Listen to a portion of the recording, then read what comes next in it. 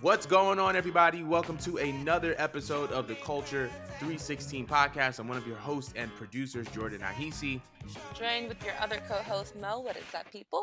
First and foremost, we got to thank everybody for popping out to our 316 space for the Royal Rumble. I got a little bit caught up because I was at a gig. It ran late or My whatever, connection was ghetto. and Mo's connection was ghetto, so it was a mess all around. But we have an opportunity to make amends because this Sunday, February 4th, WWE NXT presents Vengeance Day, and we are going to have a 316 space. So if you were there for the Royal Rumble space, be sure to pull up for the Vengeance Day 316 space. Once again, if you're listening on Apple Podcasts or Spotify Podcasts, be sure to give this show a 5 stars and subscribe. If you're watching on YouTube, be sure to like, comment, and subscribe. But we're not even gonna you're not even gonna waste any more time. We're just gonna get right into the show. So obviously, the first big piece of news, arguably the biggest piece of news in the past week and a half in pro wrestling, is that Vince McMahon has officially resigned from World Wrestling Entertainment after allegations of sexual assault and sex trafficking had emerged. Former WWE employee Janelle Grant is filing a lawsuit against the former CEO for allegedly pressuring her into having sex with him. She was also allegedly offered $3 million to sign a non-disclosure agreement. Just to let you guys know, these are all allegations. There were also text messages that were leaked that show Vince was sharing, I believe, sharing explicit photos. Once again, these are rumors and reports and allegations, so nothing has been confirmed yet. But I wanted to know how you felt that essentially Vince is gone. Vince is done. He's out of WWE, and granted, it's because of these sexual assault and trafficking allegations. But I just kind of wanted to know what your take was on it. God, that was a disturbing read. I, if you got through the whole entire read of all the details, bless your soul, because I couldn't. I was really uncomfortable. Mm, Um, and if everything that was there from what I read was true, I feel incredibly sorry for Janelle. Um, I feel sorry for any other woman that's been involved in Vince's sex trafficking, as well, because I don't put it past this very strange man. Um, that I noticed that other women came forward that were trying to imply that they're happy that this came to light. Like we mm, saw people like Maria Canella step forward and whatnot. So it was just disturbing, but strangely a beautiful thing to happen, because it's just like, all right, well, if one person comes forward, then hopefully later on in the future other people could come forward. um and it's nice that this man is being taken out of his position of power, because he's clearly abusing it. And then and it's crazy too, because from what I understand, the poor girl didn't even get like paid back entirely. She only got 1/3 of her payment, which is gross. It's so gross. The whole entire thing is gross. What he said about her was gross. What he's objected to was gross. I'm sure she was down on hard times, and that's why she was engaging these acts. But otherwise, it's so manipulative. It's so disgusting to take an employee and force her into these acts and pass her around to executives and mm. utilize her to pull allegedly bigger stars. We saw some names that look familiar. One that was alleged was Brock Lesnar, which that just had my mind boggling, because the first thing I did was think about his wife, who we never hear from. I Absolutely. don't even know if they're still together. But I just don't understand how your wife could actually sue for sexual harassment years ago. Um, and then you're engaging in the acts with the same individual that she sued against. Like, it's just layers of sickness, because it just makes you ask so many questions, like who else was involved in these acts that are wrestlers that we looked up to, that Mm. we enjoy watching. You know what I mean? Like, we just found out what we did about Chris Jericho. Chris Jericho was part of WWE. It's just like, how long has this been going on for? It's gross. It makes my skin crawl. It makes me want to point fingers at people. I don't know if I want to yell at Stephanie, if I don't want to yell at Triple H as well. um it makes me wonder, like, how much does Shane even know? Is that why Shane's not really involved? Mm. It's just, it's so messy, it's so uncomfortable. To answer your question, I'm very much happy that he has no parts in the company because he doesn't deserve it. He's a god awful face and representative for the company. Um, and it just sucks because like I love WWE. I can't stand Vince McMahon as a human. I think he's vile. I think he's disgusting. I think he needs to be locked up. That same way I feel about Trump, the same way I feel about Vince, man. Like, it's disgusting individuals. No wonder they're best friends. Um, I wish this man was locked up, and it takes the air out of like my childhood loving Yeah. WWE as much as I do. It's like my introduction to loving pro wrestling, and to know that like this man that kind of like crafted this hobby that we all have. It's just Mm, this sick individual, and that people that we loved and looked up to were also involved in the acts. I feel very mm, sorry for Janelle. I hope she's somewhere healing from the situation. I hope she also gets the rest of her fucking money back, because I think it's disgusting that like he has, apparently according to sources, Vince has a history of only paying you back like your first payment and that's it. It's disgusting. Like, how are you a billionaire? You're not gonna. I just. All right, I digress. I digress. Disgusting. Disgusting. I hope Triple H. Actually, I'm not sure if I'm not even sure if I feel comfortable with Triple H taking over after everything that I heard. Who do you feel comfortable with taking over with all this? I'm asking so many questions, top of questions. well, I think we have to. I feel like in order to kind of address this properly, I think we have to put everything in proper context. I Yeah, feel like, is there a need for a particular CEO or a chairman at this point in time? I actually don't think so, really. because prior to, when, I guess I should say this, if this happened 2 3 years ago, there would need to be another CEO or chairman, right? But Right. obviously, a lot has happened since then, right? With Mhm. TKO acquiring WWE, there's this kind of merge board of directors. Nick Khan, even though he's not necessarily the CEO, has certainly been at the helm of all operations as it pertains to WWE. He's been kind of the leader, the guy in charge. If there was anybody who would have to take over the operations of WWE at this point in time, I think it's Nick Khan, because when we're talking about the last 18 months, some of the most progressive moves have either been made at the hands of Triple H or of Nick Khan. And when it comes to these deals, a la the $5 billion Netflix deal, all these different media rights deals of all these different companies, that we have to credit Nick Khan for that. So if there was somebody to take over for Vince McMahon, it would probably be Nick Khan. As it pertains to these allegations, though, obviously this is sickening. This is disgusting. Um, Not necessarily for him sexually assaulting one person, but it seems as if this was a consistent thing, right? These are not this is not the first time allegations have come up. Um, it seems like this is a habitual thing, and obviously it's not right. It's not a morally sound thing to do, and it was the right move for him to resign, for him to leave WWE. Um, but I think it was interesting because Whitney said something in the group chat that I kind of want to bring to life in here, and that is that this is not necessarily a WWE problem. This is a culture of wrestling problem, right? It happens when you have an industry that's male dominated, that's power hungry. You have people in positions of power that are inclined to do these things. Like, obviously, we also heard about other people in other companies doing something similar. Obviously, the whole coming out movement, we saw wrestlers sexually assaulting, other women. So this is not something that's exclusive to Vince McMahon per se. This is something that it's a common thing in the pro wrestling industry, and I think that in order for real change to happen, it has to be a holistic change, not just with leadership, but things that happen in the locker room as well. And so I think that these allegations coming to light, I hope, is the beginning, or the beginning of a turning point. You know what I mean?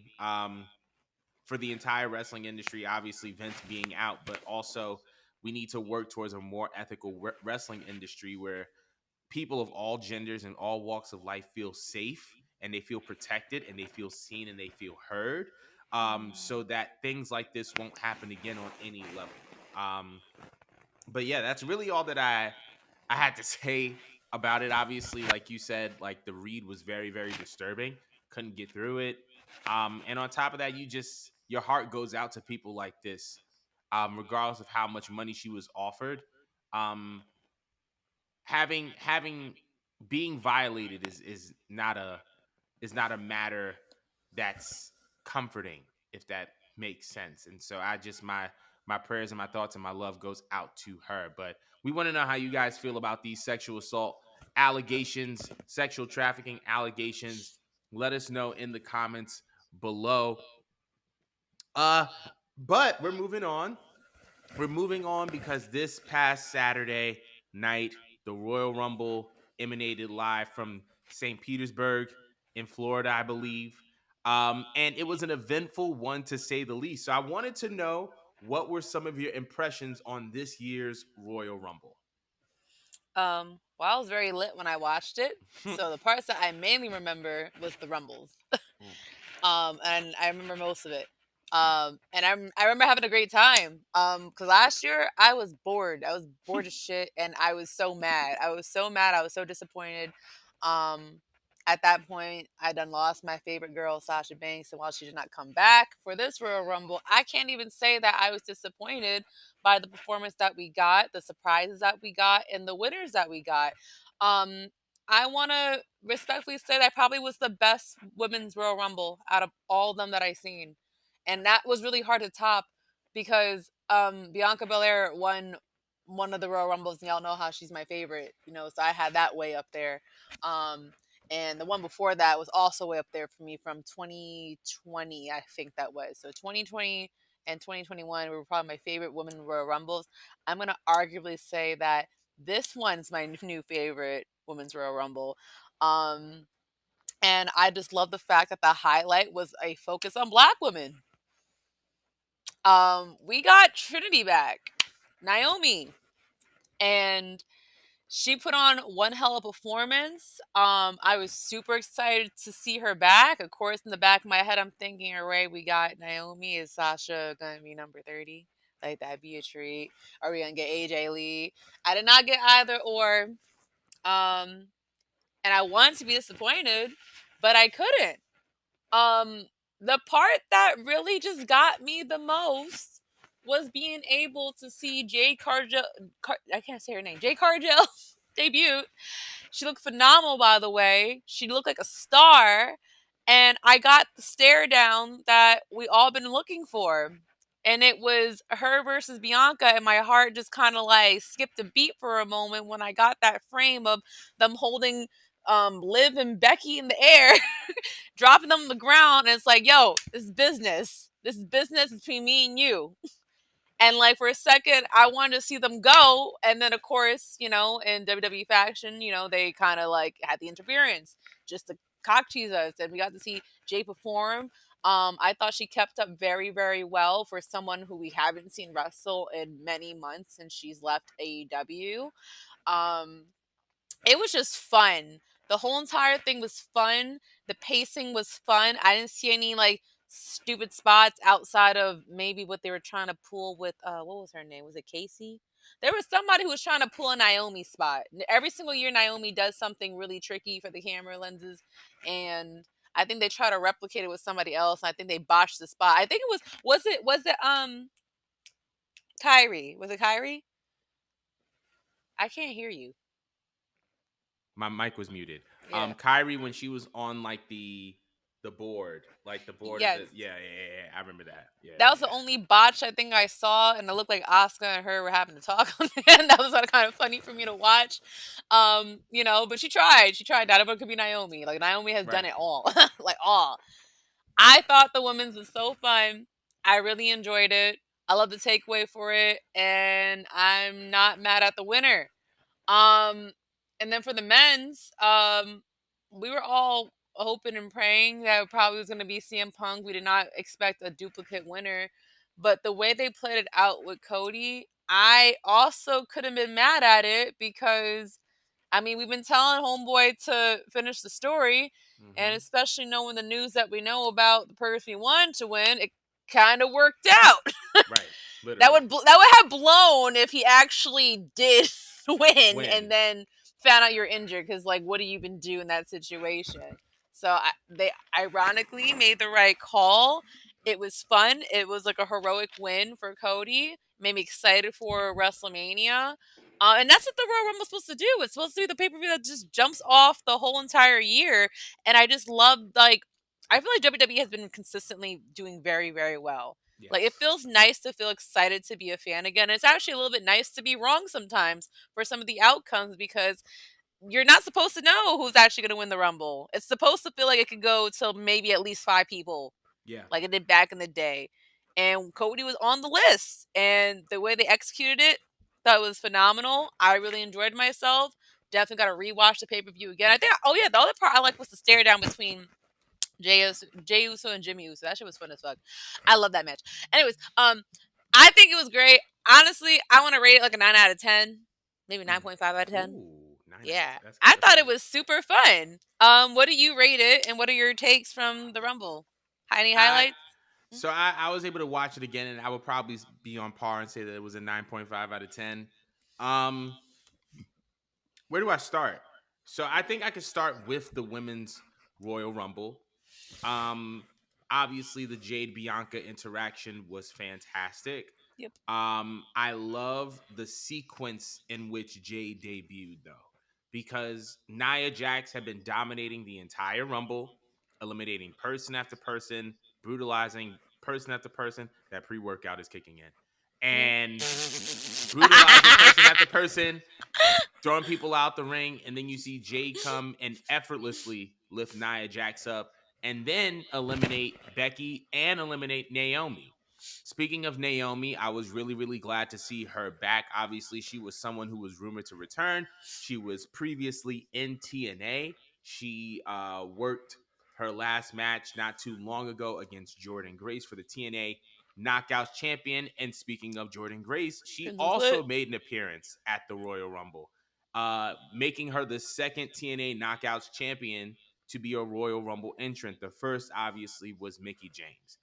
which I also thought was a really, really cool moment. The fact that WWE is doing things like this and including TNA, I think it shows that they are more willing to uh, do business with other big wrestling corporations, and seeing kind of the trajectory of TNA, and seeing that TNA Knockouts belt on TV, I think was also just a really, really cool moment. And then obviously when Naomi and Jordan were in the ring, they were able to kind of reference their TNA rivalry, which was literally a couple weeks ago. So I thought that that was just really, really cool and interesting to see on a WWE product. And, you know, obviously the last, I think I would say 10 to 15 minutes of the Women's Royal Rumble was obviously like the highlight of the night. As I mentioned before, with Bianca and Jade's kind of standoff, that was great. Also, seeing Tiffany Stratton having the performance that she had, because she did great in the Rumble. Oh And yeah. I don't think that a lot of people talked about it, because I think so many people were focused on Jade's debut that they weren't focused on everybody else. Um, I think Tiffany did her thing. And I'm super glad that Bailey won. I don't think we're talking about that enough. I feel like her being, I think she was in there for 63 minutes, meaning she's been in there longer than anyone ever in a women's Royal Rumble. So the fact that she was kind of the Iron Woman and the winner of the Royal Rumble, I think it's just a really cool accolade to add to her very, very storied career. And now I think it's safe to say that we're going to see her and Io at Mania, which I think is going to be very, very interesting in regards to the damage control story. So I'm very, very eager to see that. The Fatal Four Way for the WWE title, I thought was very, very entertaining. I thought that they booked it perfectly. Um, and I think it kind of set the stage, right? I feel like it was able to tell multiple stories at once. I think we're going to get AJ and LA Knight potentially at Mania or Elimination Chamber. I think we're going to get Solo versus Randy Orton at Mania. I also believe that we're going to get Roman versus Cody potentially, but I think that the foundation of that was laid in that match, especially when AJ took the pin. And considering that LA Knight had been like, hey, I'm due for a world title shot, a WWE title shot, and I'm not getting it because AJ's in the way. So I think this just kind of adds to that feud. The U.S. Championship match was also pretty entertaining. I love the way that KO beat on Logan after the match. It reminded me of when he was a heel. And I think that's the type Yeah, of that Kevin reminded Owens me. that we really, really miss. And I'm glad to see that element of his character back. And then obviously the men's Royal Rumble. I thought was pretty cool. Seeing like Carmelo Hayes there and stuff like that was pretty dope. Um, at the end when it was just Cody, Drew, and Punk, and Punk got injured, somebody on Twitter, I don't know if this is true or not, said that it looked like he not only told the ref that he was injured, it looked like he was signaling for Cody to win as opposed to Punk, as opposed to himself. And if Punk did that, I think that that's very commendable of him because he could have easily, one, not even acknowledged his injury and just won it and then be like, oh, I think something's wrong. But he used Hmm. that moment to be like, hey, Cody needs to win. I'm injured. I can't do this. Um, so I think that that was really cool. And we'll talk a little bit more about Punk's injury, but overall, I just think it was a very interesting show, and I think it was a great way to kind of lay the foundation of what we are looking for in WrestleMania 40. Um, but I mean, while we're on this topic of Punk, I think it's safe to segue into our next segment because it was shortly after the Royal Rumble, it was announced online that CM Punk had sustained a major injury, and it said that he had tore his tricep. Um, and he will be missing, and it was kind of later reinforced on WWE Monday Night Raw. Um, Looks like he's going to be missing this year's WrestleMania. His timetable is not necessarily known public, but it could be anywhere between 4 to 6 months or 8 to 12 months. Um, how do you feel about the Punk injury, considering that he was essentially the favorite to win the Royal Rumble and was looking to main event Mania with Seth Rollins? Um, well, I mean, it's unfortunate Yeah. because whatchamacallit, I think the whole reason of trying to acquire Punk is that you wanted to boost ticket sales and people watching for WrestleMania. You want to give him his WrestleMania moment. It would have been like a positive feedback loop for both business and for like the fans if he won. I'm upset with the outcome that we got with the winner, as I previously stated, because it gives Cody an opportunity and it gives Drew an opportunity. I was trying to look at the injury spot and Mm. it looked like a DDD, a DDT. Oh no, I said Yeah. DDD, DDT. DDD. Sorry, y'all.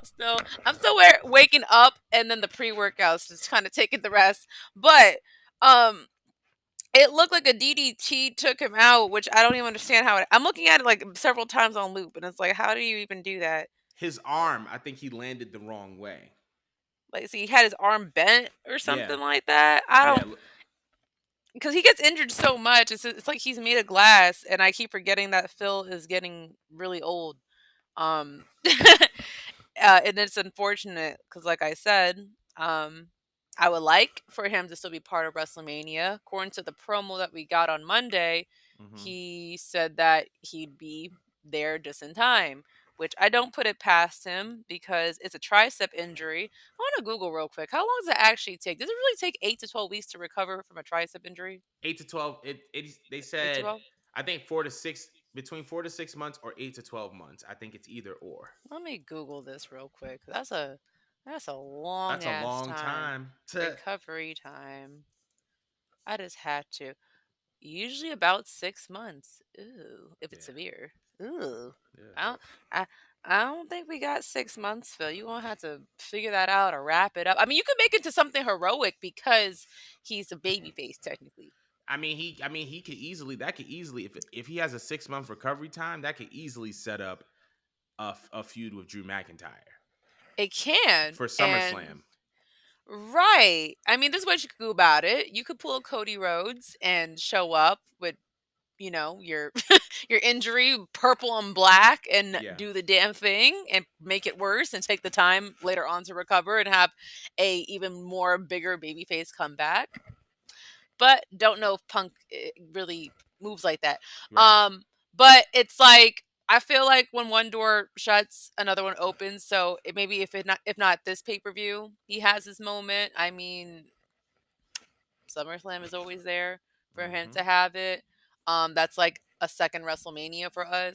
So it's unfortunate, really, for the fans that bought their tickets. Yes. Is what it comes down to. But Seeing the way Drew handled it, because he's the one who allegedly inflicted the injury, and he's just kind of been really doubling down on just being as dig-headed as possible. It reminded me very much of the Mae Classic when Tegan Knox was booked to win, Yes. and Rhea Ripley was very new. Like, she was a fresh face. She looked like a blank slate around the time, because around the time she had like this girly soccer girl look Yeah. with the longer hair. And she looked a little confusing. You couldn't tell what she was because she had no edge to her. But she Right. took the fact that Keegan Knox blew her kneecaps out and then just bullied the girl for months. And that's when they, Triple H and them found like gold in her, Yes. and when she got on to UK, she was like the perfect heel to book towards the first title match for Right. the women's belt. Um, and Drew, I feel like they fumbled Drew many times to the point where, while he still has some fan retention because we appreciate Drew and we know what he's capable of, I feel like some people kind of like gave up on him, or they're not Mm, as excited about him, but I feel like he's genuinely trying.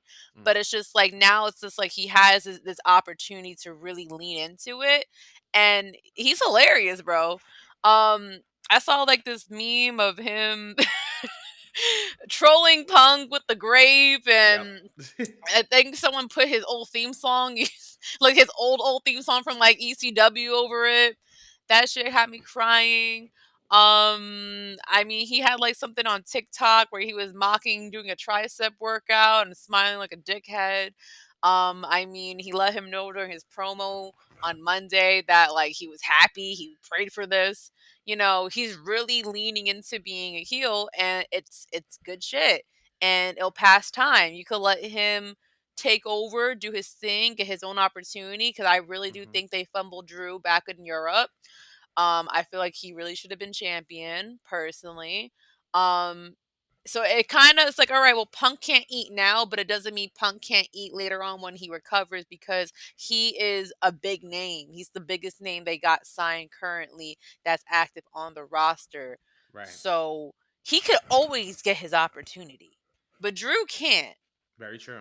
So, and so can't Cody, because it felt like for Cody, we've been a little bit confused on what is going to happen here. Because it's just like, bro, you've been trying to finish the story for how long? Right. you know, it gave him a W. So now Cody could go take it and run during WrestleMania, maybe get his moment, but so can Drew. Right. So I don't think it's a bad thing. It's bad timing, yes, but I don't think anyone's really losing, and I feel like Phil knows he's not losing. Right. So I'm not I'm not mad at it. I'm enjoying it, because that's also another fun thing, as I previously stated. The same way I was excited for the Royal Rumble with the idea that it could have went several ways. WrestleMania shouldn't always feel like you know exactly what's going to happen, you Absolutely. know? So the fact that they're fast on their feet and they're just taking it, and everyone's hungry for their TV time and to make their character pop and raise their own stocks and like put themselves into a title picture or a bigger angle, it's great. I love it. And I'm interested to see what's going to happen now with the card. But what do you think about CM Punk's injury and the booking from now until WrestleMania? So while I am disappointed that CM Punk is injured, first off, I hope that he recovers. Stuff like that, I can't even be empathetic with because I ain't never tore nothing. I sprained the ankle when I was 8. That's about it. So I only know how Thug much shit. that can hurt. But I hope Punk has a speedy recovery. Um, while I am disappointed that Punk is injured because Punk versus Rollins was already a thing in my mind, right? Like I was set on that. Like Punk and Rollins are going to go at it. They're going to have these epic promo battles. But I think that this makes the road to WrestleMania so intriguing because you don't know what's going to happen, Nope. right? We have no idea what's going to happen. And at the same time, before the Royal Rumble, we saw so many different seeds planted in so many different little areas that we can see one of those seeds come to fruition. For example, Gunter said that he was going to win the Royal Rumble and eventually go on to face Seth Rollins at WrestleMania. Now, Ooh. obviously, he didn't win the Royal Rumble, but what if he goes into Elimination Chamber, wins the Chamber, and now we have Gunter versus Seth at Mania? Or Or they can capitalize off of the segment, the brilliant segment that Seth Rollins and Cody had this past Monday on Monday Night Raw, where essentially uh, Seth Rollins said, and I quote, "Do you want the Hollywood title, the title for posers, the Hulk Hogan championship, where you have to politic your way to your top, or do you want Dusty's championship? Do you want the workhorse championship?" And Seth Rollins, with that one promo, threw a wrench into what we thought WrestleMania could be for Cody Rhodes and Roman Reigns. So, and then on top of that, we see the heel work of Drew McIntyre. Here's what I would say about Drew McIntyre to kind of maybe compliment what you were doing, or maybe kind of go against what you were saying. I feel like with Drew McIntyre, because of the bloodline storyline and the reason he didn't forgive Jay, I feel like when that element got brought in, people started to empathize with Drew. And he became kind of like a lovable tweener slash heel. Then he brings in the element of my moment was stolen from me, right? Like I tried to have a WrestleMania moment. The pandemic happened. I couldn't do it in front of fans. Then Yeah. I tried to have my match at Clash at the Castle. I got cost the title in front of my home country. So that made you a little bit more empathetic. And now we're seeing something because when he was a face, he wasn't really clear on his motivation, I guess you can say, or his why. It was Mm. just like I'm just this face and I'm big and strong. But we didn't really know his motivation. And so now when he goes face to face against Punk and was like, "Hey, dog, I kind of prayed for this." It's like now we're seeing that bitterness that comes from those experiences that he had as a character, and we're seeing Yeah. it come to fruition. And we're seeing it in a light that it's like, not only does this make sense, but you can now play off of this for the rest of God knows how long. And you could just be going Mhm. around injuring people. You already did it to Sami Zayn. So you doing it to CM Punk made a lot of sense. Mhm. And I just think that we're about to see a career or a character renaissance for Drew McIntyre because of that attack that he had on Punk. He's a Mhm. super heel now. And so I feel like I'm very interested to see what comes of him, because it could be him and Seth at Mania. Who knows? I don't want to see that match again, but who knows, right? Um, who knows? I think that there's so many, like obviously the Punk injury is unfortunate because you don't want to see anybody go down, especially a guy like that with as much hype and as much build as he had. However, none of us know what's going to happen for WrestleMania, and I think that that's the most exciting part about this entire thing. So that's really all I had to say about it. But y'all can let us know in the comments below about how you feel about CM Punk's injury. He's slated to miss anywhere between 6 to 12 months of action, based on the severity of his injury. But let us know in the comments below if you're still excited for WrestleMania. But we are moving on because we can go from the voice of the voiceless to the actual voices of WWE. It was announced this past week that former commentator on WWE Monday Night Raw, Kevin Patrick, has been released from WWE, and this is causing a shakeup between both announced teams on Raw and SmackDown. First things first, Pat McAfee has returned this past Monday night to Raw, and it has also been rumored that Wade Barrett and Corey Graves will be the new announced team for SmackDown. So, how do you feel about this? How do you feel about this shakeup, this release? Lay it on me. I don't really have an opinion on Kevin Patrick getting released because I don't think I paid attention to his commentary too much. It wasn't bad. Like I heard his voice there. I just never paid attention. There's only few commentators in my entire life that I feel like I perk up when I hear their voice and I feel like their commentary truly adds. I mean, yeah, you had the JR and Jerry Lawler, despite him being a weirdo, combination. And then you had like Morrow from NXT. He always stood out to me. Um Pat McAfee, I feel like was like the last blessing I feel like has been on commentary because he's so like genuine. He Right. reacts like a fan, but like he's actually good at commentating and his commentary because he actually plays sports.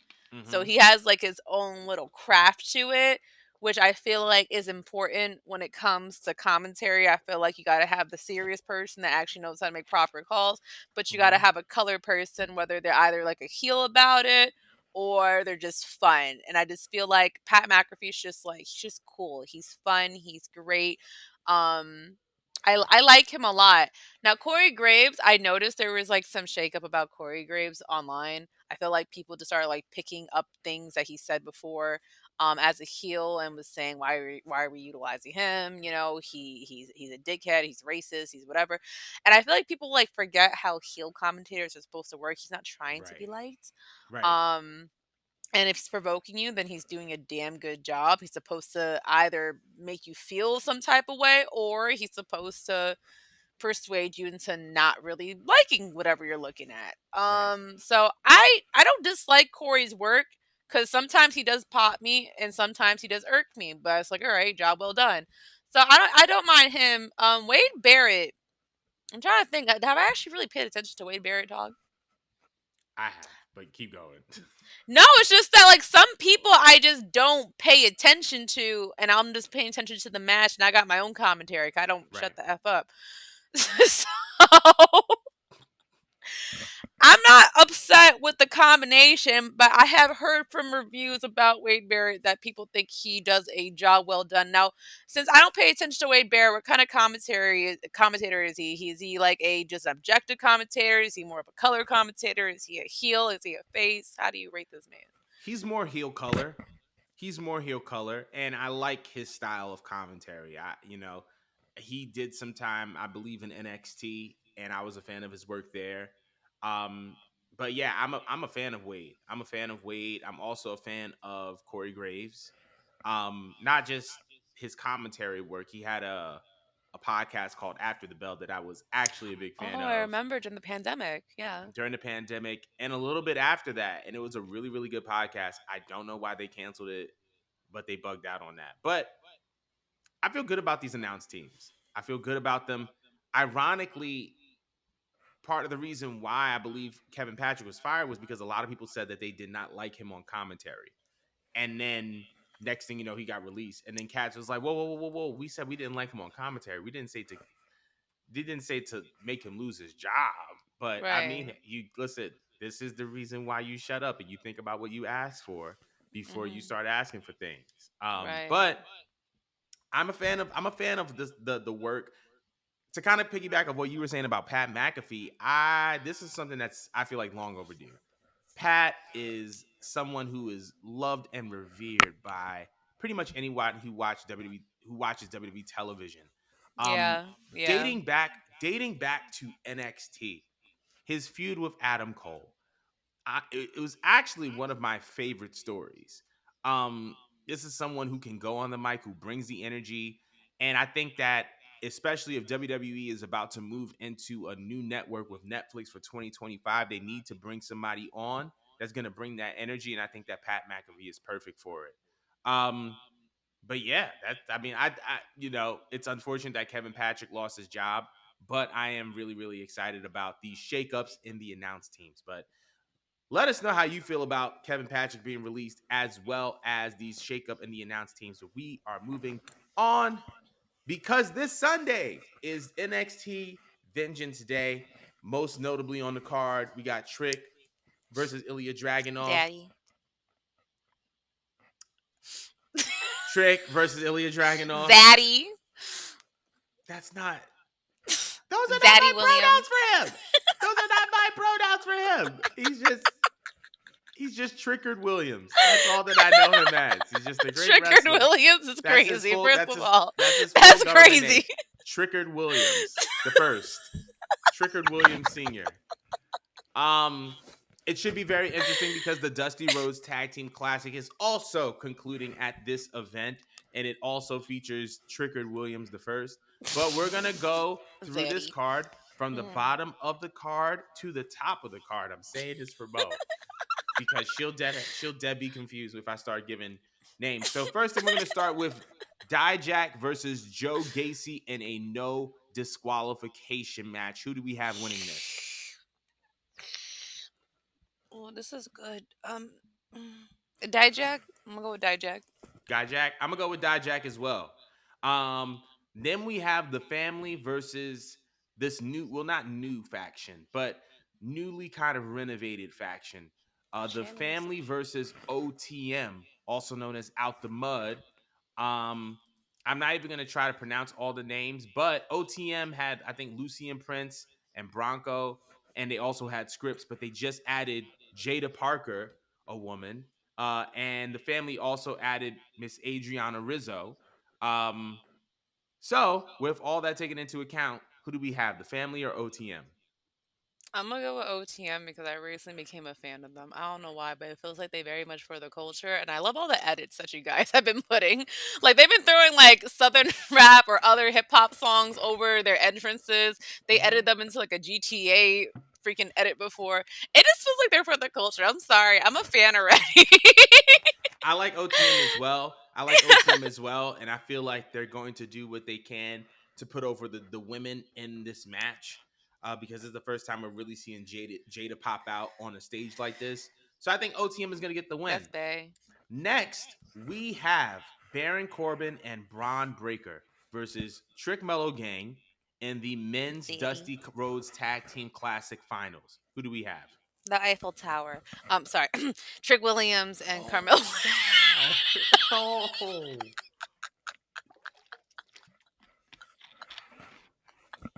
Oh. I was not expecting that. He's gonna kick me off this show, y'all. I'm like, yo.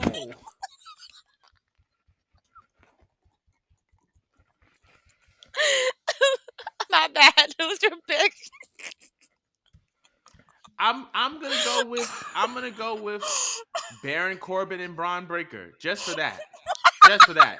I'm just gonna go for Baron and Braun. I'm gonna go for the whites in this one. All right, next match. So, Oba it's Femi. Black History Month. This is actually gonna be during Black History Month, and you're gonna go with them. Yeah, yes I am. Yeah. Because you wanted to make it about France. That's why. All right, next match. Oba Femi versus Dragon Lee for the NXT North American Championship. Who do we have? Oba, Oba, Oba? yeah, I'm gonna go with like Oba as well. for the culture, For the Oba. culture. I mean, this is for the NXT Fubu Championship, so I'm expecting Oba to retain as I well. hate you for So maintaining that. it's the For Us By Us Championship. No, the Now what you call it, the BT. the BT Plus title.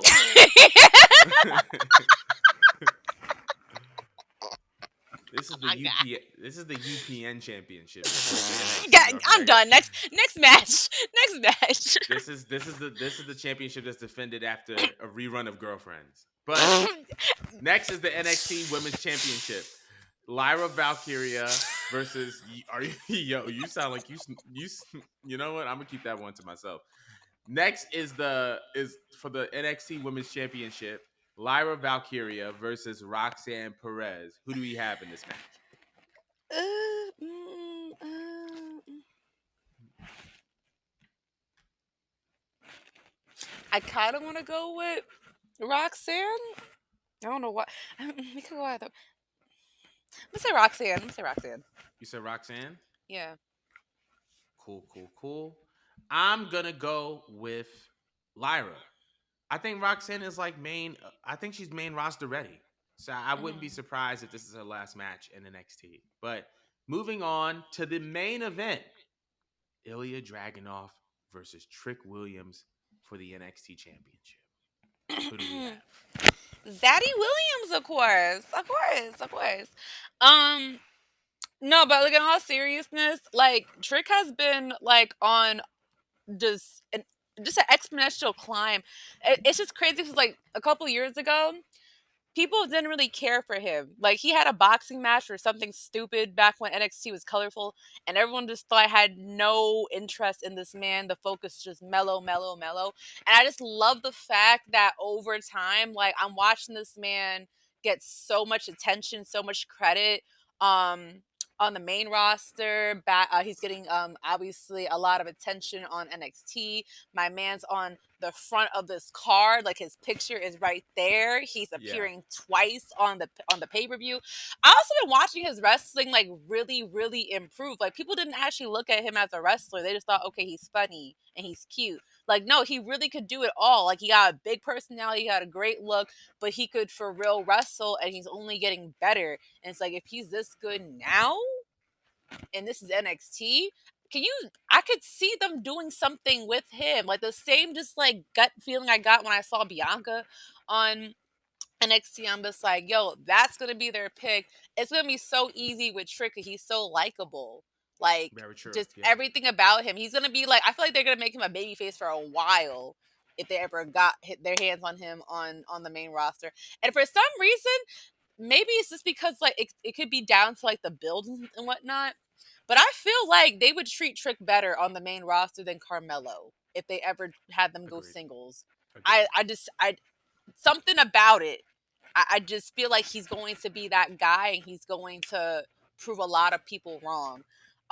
So I know I'm biased as hell because I love me some Trick Williams, but I really think also like an objective standpoint, this might be his moment, and they've been building towards this moment for a while. It's been a slow brew between them pissing me off about the North American champion, the whole Iron Survivor, the fact that they've been booking this man just kind of just like an underdog. I want do we Yeah. even say an underdog? I guess he is like an underdog in a sense because he was in the shadow, and you got like this little B plot storyline going on with him and in Mello. I feel like this is his time to shine. So I'm praying that my man finally sees some gold around his waist. Thank you, Father Jesus. I need it. Nah, you're not about to not give my man a belt during Black History Month. I will riot. Listen, I know that it's Niguary and all that, but I'm gonna have to go with Ilya Dragunov on this one. I'm leaving. Well, all right. I guess I'm just gonna have to finish it. The reason why I'm going with the reason why I'm going with Ilya Dragunov is because I feel like we're gonna get a Carmelo Hayes face turn. I mean, a face turn. I feel like we're gonna have a Carmelo Hayes heel turn, and the reason why we're gonna have a Carmelo Hayes heel turn is because it's been something that's brewing really for a while now, right? And I feel like part of that is just because we've seen this attack on Trick, and then we've also seen like Carmelo trying to slowly take away uh Trick's focus on the NXT title, which is why they got him in this tag team tournament. It's almost as if the only time Carmelo wants to see Trick win is if Carmelo is by his side, and that's something that I feel like is just a very has been a very kind of I kept going even though you left. I I'll explain again. You're So still I being anti-black. no whoa, first of all right, I'm the most blackest person in this frame right now. Don't you start with me. All right. So here's what I was saying. I feel like the reason why I'm saying Ilya isn't because I don't think Trick shouldn't be the champion. I feel like Trick should be the champion. But I'm also looking at how this Carmelo Hayes and Trick Williams story has been being built, right? Ever since, obviously like some months back, we've seen Carmelo do little sneaky things, be really, really sus around Trick. And now he has Trick in this Dusty Rhodes Tag Team Cup. And it's almost as if he's trying to do things to take his focus away from the NXT title. And it almost feels as if Carmelo does not want Trick to be successful unless Trick is next to Carmelo. Unless Carmelo can share that success with him, then Trick cannot be successful on his own. And I feel like Carmelo is going to do what's he's going to do what he can um to try and sabotage Trick Williams' success. And for that, that is the reason why I think that Ilya Dragunov is going to win and Trick Williams is going to lose. You can't say that I'm anti-black because I picked Oba to win. All right. Okay, one black person out of like the whole card. There, but like, what else? I You said, didn't even choose them for the tag team. I chose OTM. I chose Okay. OTM for the 6-man tag, All right. and Like, I what's so said bad Trick about it? Mellow Gang. I said Nah, nah, Baron you and chose the whites. I You chose chose the Baron and whites. Braun because you wanted to talk about France. Is why. All right, I'm not gonna sit up here and let you talk about France, and I'm like, yeah, I'm in France with you. No, I'm going with the whites. That's it. That's the end of the argument. I think that Carmelo is I'm gonna. friends with you is crazy. I think Carmelo or Trick somehow some way they're gonna mess it up, right? But that's the reason why I chose Braun and Baron Corbin on this one. But I think that concludes our NXT Vengeance Day predictions. Let us know how y'all feel about these predictions in the comments. Give us your own personal predictions. We want to hear it. We want to hear it.